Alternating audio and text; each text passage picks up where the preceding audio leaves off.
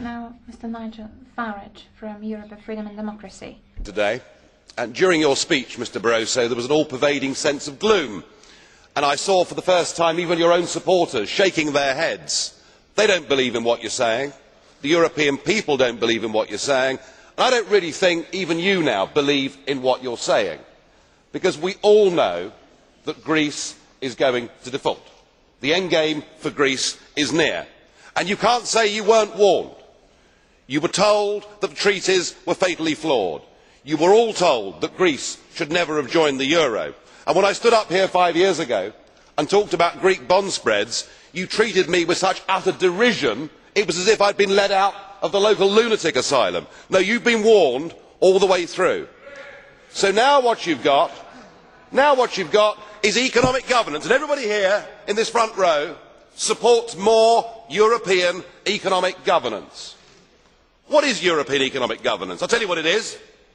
It is a plane landing at Athens airport, out of which get an official from the Commission, an official from the European Central Bank, and an official for the appalling IMF. And those three people, the Troika you call them, go in, they meet the Greek government, and they tell the Greek government what they may or may not do. You have killed democracy in Greece. You have three part-time overseas dictators that now tell the Greek people what they can and can't do. It is totally unacceptable. Is it any wonder that Greek people are now burning EU flags and drawing swastikas across them? Frankly, unless Greece is allowed to get out of this economic and political prison, you may well spark a revolution in that country. I suppose there is some good news at least, and that is that in Germany people are waking up. Right up to the President, people are saying all of this represents the death of democracy, none of this can work, and the German people simply will refuse in the end to pay the bill. Your one achievement is you have split Europe between north and south. The Greeks now badmouth the Germans. The Germans badmouth the Greeks. I have one last plea, Mr Barroso. Will you please help Greece? Help her to get her currency back. Help her to reschedule her debts. Help her out of the mess that you have put her into. Your policies have failed. Stand up, be a man, admit it.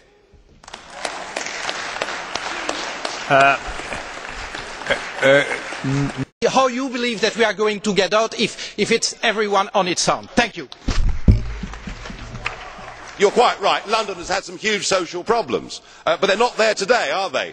The difference is that in Greece these protests go on day after day, and I put it to you that if you strip from people, if you rob people of the most powerful thing they possess in a free society, their ability to vote for and to fire their governments, their ability to be the masters of their own destiny, if you take that from them, all they are left with is civil disobedience and violence. And so what you are doing in the name of economic governance is something that is incredibly dangerous, and far from this European project being something that will engender peace, it is likely to do the very opposite.